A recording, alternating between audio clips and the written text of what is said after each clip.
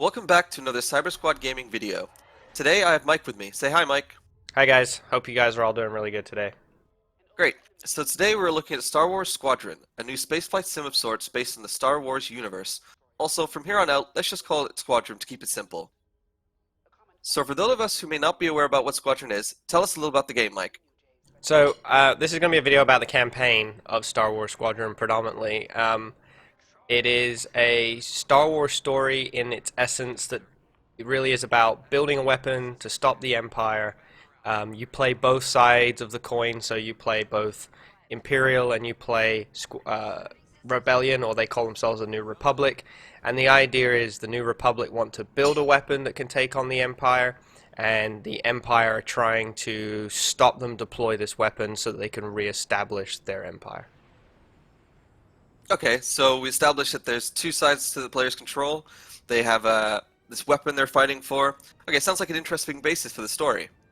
Yeah, Great. it is an interesting basis for the story, except that it is very Star Wars, right? It's like they're building the Death Star, we have to stop them, and they kind of just flip that around to the other side. They're building the this Hawk vessel they call it's like a big ship-ripping vessel that destroys other ships, and it's like we're building this, and we can go and take this on, and it's you have to sort of say, okay, well, role reverse is switch because the Empire at this stage in the universe isn't as powerful as they were, say, in the movies.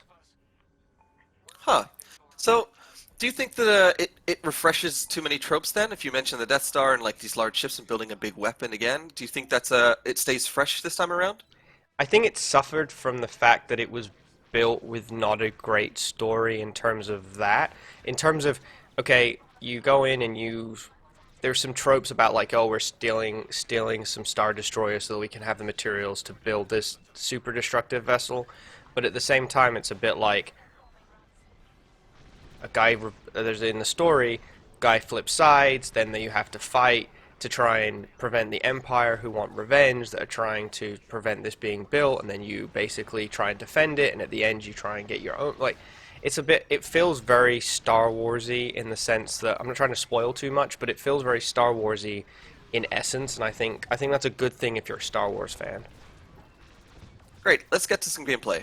Squadron is the first game in a long time to be dedicated to spaceflight, combat, and Star Wars. How does it feel to get behind a TIE fighter or X-Wing in the modern generation? So you get to fly lots of different vessels. Every side, each side has four vessels. You have your X-wing, which is your all-round or your TIE fighter. You have your Y-wing, which is your bomber. Then you have your support class, and then you also have the A-wing, which is basically the interceptor on the other side, but it's just for fighting other starships. Sorry. So each mission and through the game, you keep flipping through different classes depending on the roles they want you to play. My personal opinion is it is fun the first few times, especially because you can look around the cockpit and kind of look around all the controls, and it's very good. Some vessels are very much more fun to play. I found myself when they gave you an option later in the game to choose between the type of vessel. So the first half or two-thirds of the game, they're like, here's an X-wing, here's a starfighter, or here's a Y-wing, here's an interceptor, or whatever. But eventually, you end up in a position where you get to pick what you get to use, and I kind of default to the X-wing all the time, and I kind of default to the TIE fighter all the time because I felt that they were overall capable of dealing with all the situations that a mission could throw at you.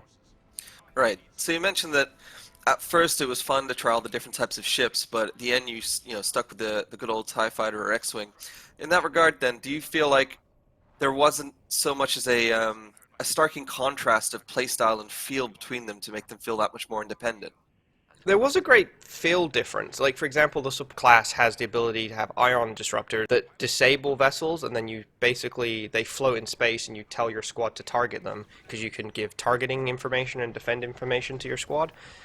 And they can also fire shields out to defend other vessels. So that was a very different type of class. I thought the A-wing and the X-wing or the TIE fighter and the interceptor were very similar. It's like both can take out vessels, and I didn't like playing as an A-wing because it's super squishy. It didn't take a lot of damage. And then the bomber class it was unique in the sense that it had certain ability to drop bombs below it, which you do in a certain mission, but it also had the ability to have a cannon on it that you could like focus fire for high damage and things like that. It just felt though that when you had to take on other aircraft, you were moving too slow and things like that. So it was better to play as an X-wing or a TIE fighter, fight the other aircraft or the other spaceships, and then go and target the bombing area, but just make two passes and just hit it with your blaster a bunch of times. Well, from what you're saying, the game sounds pretty action-packed. Is there any downtime during this game, or are you kind of like always in the action? I guess what I'm saying is, what are the missions like? So there's two parts to this game. There's the missions and then your vessel and your capital ship. So your capital ship you land on, you go to a briefing, but in between the briefing, of which of course explains the missions, there you can talk to your squadron. So you will form part of Vanguard Squadron with the New Republic, and they have characters within that squadron, and you can talk to them. And one of them was a racing pilot, and one of them is the first of his kind ever to fight for the New Republic, and they kind of tell you their backstory. At the start of the game, that's quite interesting, but as you get going, it kind of feels like, okay, I'm ready to move on to the next mission, so maybe I would prefer that information to be told in cutscenes, but by making it optional, allowed you to skip it. On the other side of it, you are in Titan Squad, and you are on the TIE Fighter, and it's exactly the same. You can talk to your squad mates, they all have interesting backstories. In terms of mission variety, there's there was very little mission variety in my opinion. There was a couple of standout, but typically most missions came with as deploy, blow up a bunch of TIE fighters or X-Wings, whoever you're against, and then blow up a convoy or defend a convoy. It felt like the Republic were doing a lot of defending and the Imperials were doing a lot of attacking. There was one mission that kind of stood out as very different was we had to defend a bunch of radio communication stations long enough for him to get a signal out that we needed help. And you were playing a support class and you kept having to boost the shields while you weren't really fighting. You were kind of like managing the shields, and I really thought that was challenging. I failed that mission one time and had to redo it. But a lot of them, the other ones, it kind of felt go here, blow this up, go here, defend this, and there wasn't a lot of variety. And they typically played a couple of times on the Star Wars thing of you're in the core, quick boost, and then you have to do like your flying exit, or you're in the end and you have to fly through an asteroid field. And they were very Star Warsy. I think another good mission was we had to ambush a convoy of New Republic vessels by setting up mines, and that was kind of fun because when they got into range of the mines, you had to go blow the mines up. So there's a little variety, but a lot of it was just shooting an awful lot of enemy spacecrafts. Okay. Well, I was going to say, following some of the tropes is you're bound to find it in the Star Wars game. I'm sure the soundtrack probably felt good in some of the moments, but I can totally see how it could be a bit more flat. If you could think of any kind of like different types of things you could do, what stuff would you have liked to have seen in the missions? So the sound is amazing. I'm just gonna tell you, I love the soundtrack. I loved all that difference.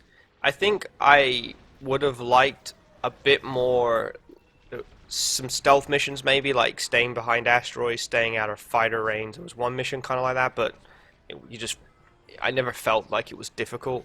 I think I would have liked to spend more time seeing that if I did something in a mission, it led to something. Like, for example, there's some optional mission pieces that if you fail, you can keep going with the main mission. Like, oh, there's these convoys leaving the station, and we blow them up. So we blew them up. I was like, well done, you blew them up. You complete a secondary objective. I'm like, blowing them up, it'd been great if a response to that, because you were able to do with that, is a large wave of fighter aircraft or aircraft launched from the planet to try and get you. So like I wish there was a bit more cause and effect to you completing and not completing missions, because in the multiplayer, well, I know this is more about the campaign, but as you win the battle, you get a ship gets warped in, which supports you on the next step of your battle. And I would have liked a little more variety, because I don't see replayability in these missions because there's no cause and effect to what you're doing. Okay, you mentioned as well that there's a number of obviously different ships to fly. Can you customize the loadouts of these at all for the missions, or is it kind of like a linear, same weapons every time? So you don't customize colors in the campaign. I believe there's more customizable things for your pilots and the vessels in the multiplayer. But in the single player, you do, I'd say about a quarter to a third of the way through, you get the ability to customize loadouts.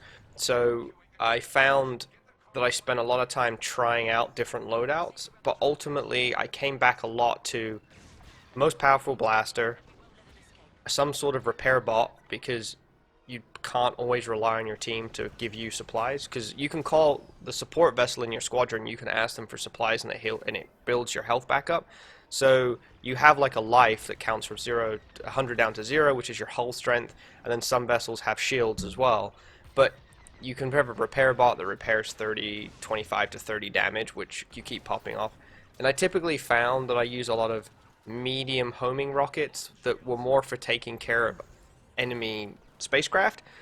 But there were a couple of the interesting ones was the beam cannon that went on the Y-wing, the multi-lock-on rocket that you fired it, and depending on if you had it could lock up to 5 targets, and if you fired it on 5 targets, it was a much better use than using it firing on 1 target.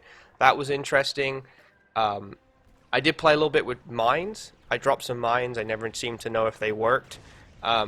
Laser turrets. I dropped some turrets and pulse turrets. They were kind of cool. I dropped them around defending areas. They fired a lot. I'm not sure how much damage they did. I think one of the big strengths and the abilities in the game, part of your loadout, is the ability to say you're fighting a target and you can press Y or triangle button if you're on the PlayStation, and you can get them all to attack your target, which I thought was pretty cool. Damn, sounds like a lot of different things you could do with weapons and a bit of gameplay there. So, with that in mind, we don't have many of these games out there. Do you think the game found a nice balance between fun and skill?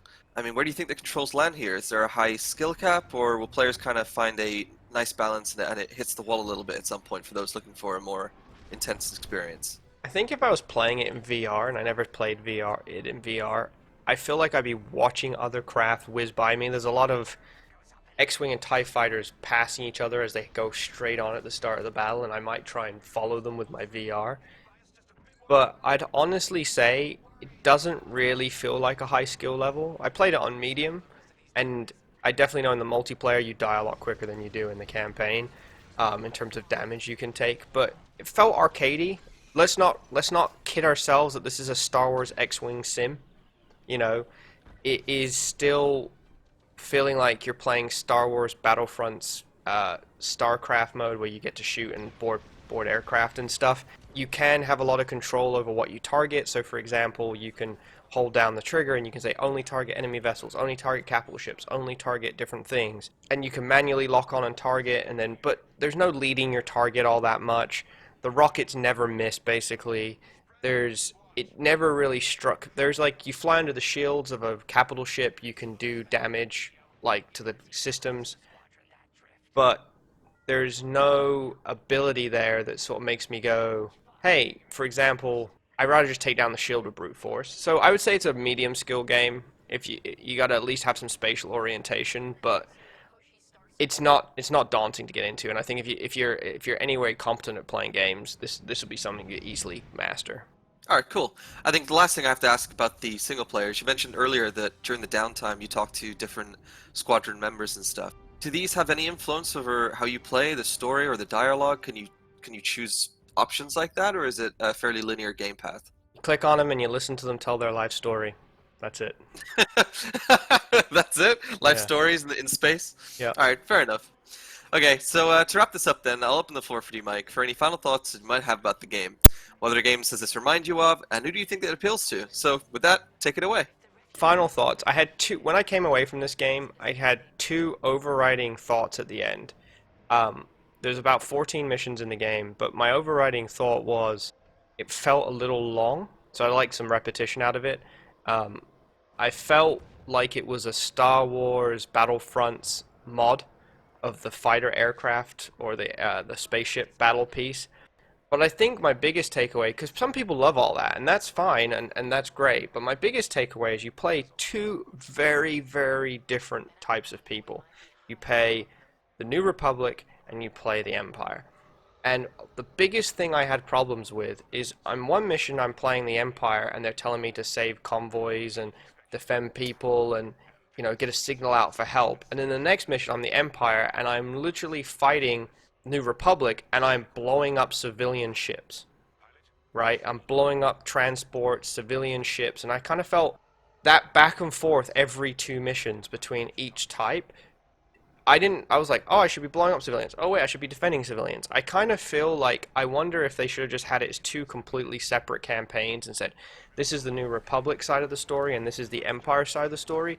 So you can really get into that evil kind of Empire piece, and you can get into that I'm saving the galaxy piece. I think maybe that would have worked better than interweaving them because I felt they were so different. I spent a lot of time struggling with I was a good guy 2 seconds ago. Why am I blowing people up all of a sudden, right? And one mission you're like, oh, I want to survive. I want this vessel to make it. We just kicked We just kicked the Empire's ass. We finally got out the nebula. And the next mission you're playing, you're warping in as the Empire to blow up their ship as the Empire. It's like, but I just felt good about successfully winning, and now you're telling me I have to beat myself. So I kind of wish it was a little. The story wasn't that way designed. In terms of who does this appeal to, Star Wars fans, number one. Number two, if you're an Ace Combat fan, go play it. I think you'll get a kick out of it because there's not a lot of fighter games out that way. It's $40, so it's not full retail price, so I think you should really just enjoy that price point. I have played the multiplayer. To me, it was okay, but I played a half a dozen games to a dozen games, and I was kind of like, all right, I'm kind of over this. So that's where I leave. I would say probably pick this up in a sale. You see this for $20, $25. Grab it, enjoy the single player. You probably get 6 to 7, 8 hours out of it, and then you move on. Alright, well, still sounds like you had a lot of fun playing it, so thanks for sharing that with us today. Alright, everyone, thanks for tuning in for another Cyber Squad gaming video. We hope you like what you saw, and don't forget to like, share, and subscribe for more gaming content and news. Take it easy.